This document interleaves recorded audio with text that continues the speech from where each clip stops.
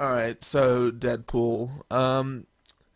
Okay. So I went into this a non-Deadpool fan. I didn't know who Deadpool was. I hadn't read any of the comics, nothing. And I went into this expecting from what I had heard, I was expecting an average action game that was too short and got repetitive, which is I don't know how that really works out in complaints, but whatever. That confused me even before I played the game, and I expected it to be hilarious. Okay, so it wasn't too short. In fact, I think it probably could have lost a few bits and pieces here and there to make it shorter.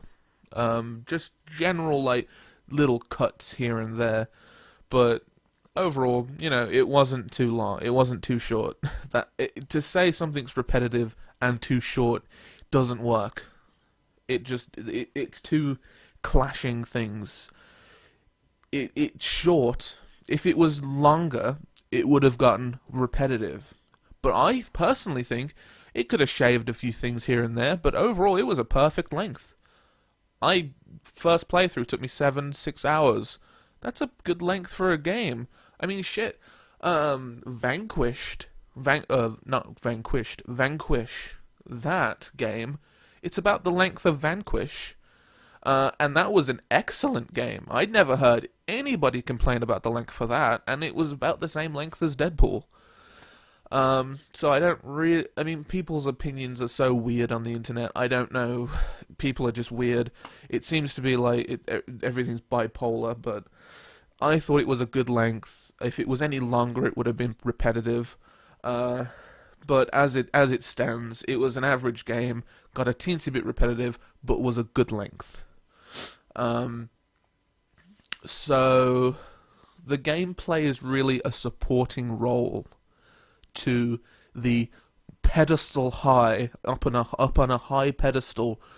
The writing, I could have worded that way better. But up on the pedestal, the writing. Holy shit. From what I am to understand, they got a writer from the comic in. Or writers, or a writer, I don't know. I don't know the specifics, but apparently they got somebody that worked on the comic. Oh my god. Okay. I cannot praise this game enough for how funny it is. It's sometimes witty, but other times it's just dumb fun.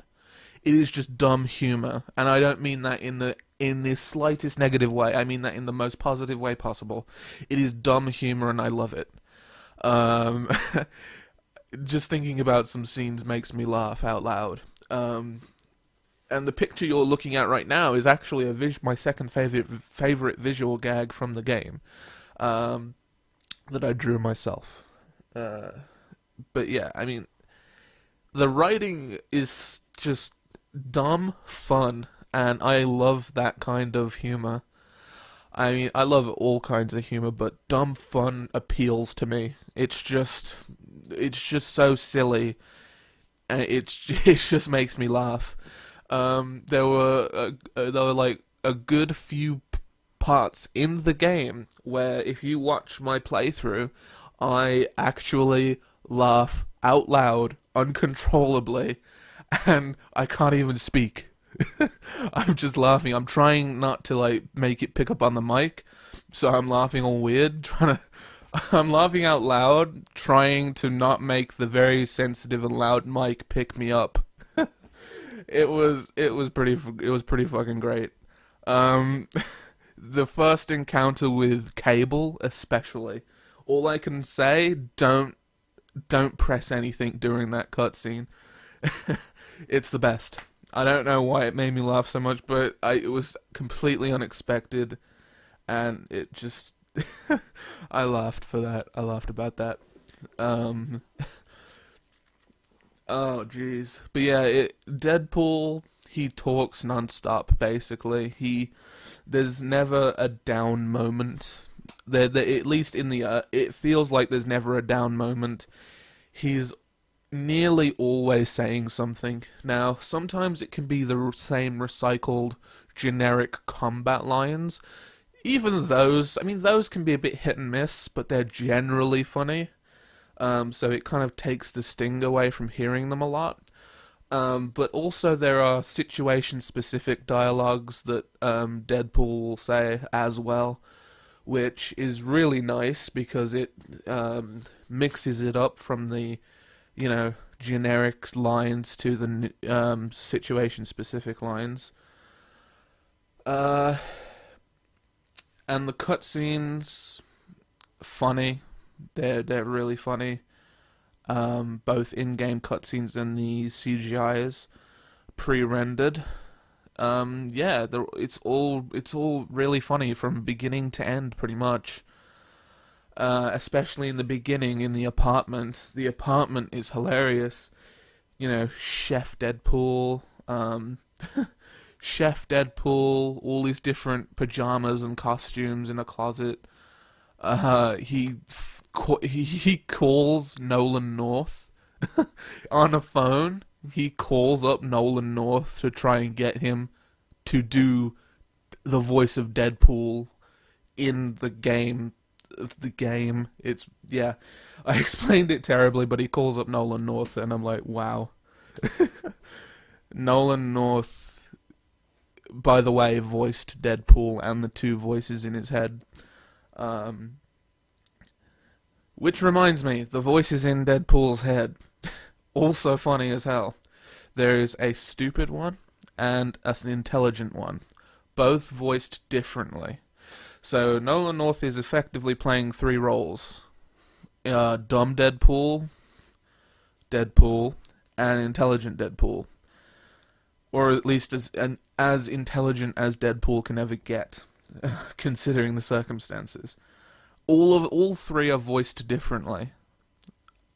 You've got to admire the dude. I mean, Nolan North is just great. That's all that needs to be said. But yeah, I'm talking a shitload about the writing and how funny it is because the gameplay is really an aside to all of that. It really is. But I guess I'll talk about it now. The gameplay is fun. It is an average action game. However, I have a bit of a balancing issue with the game in general. I noticed it early on, but it only really hit home on the final level, which I assume is where a lot of people are going to end up quitting. Because the final level is so fucking difficult. On normal, it's really difficult. Primarily because guns are ballers. Okay? Guns do shit loads of damage. Physical weapons, hardly any.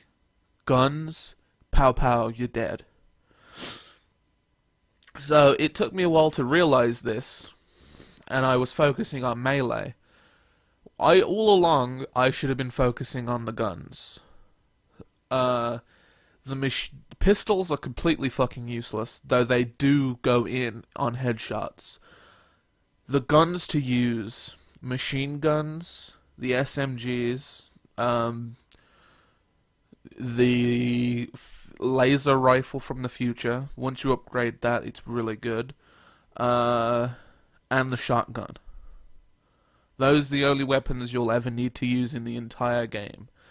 Thankfully, they do unlock and they're not just given to you, but yeah, guns are the only way to go.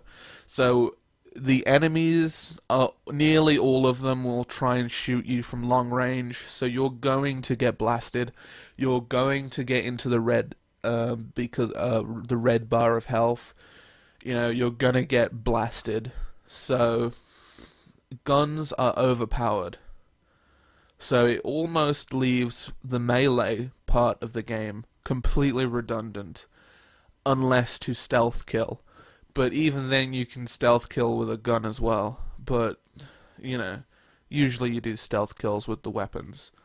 Added to that, you can grab your gun, you can get your guns out, And if you've bought a specific ability, Gun Kata, I believe, you can actually, instead of parrying or counter hitting, kind of like you do in Batman Arkham Asylum, instead of you can counter hit. So instead of counter hitting with your melee, what it does is it counter hits with your guns, which is especially useful with a close range shotgun. It will pretty much obliterate any enemy you shoot. So just get into a crowd, wait for them to get all physical, counter a hit with a shotgun, boom, dead.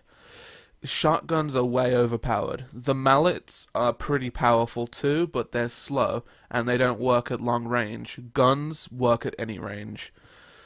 So, I mean, there is a bit of a balancing issue with the guns. I think they're way too overpowered, and I think it makes melee completely worthless in nearly every situation, especially for the final level.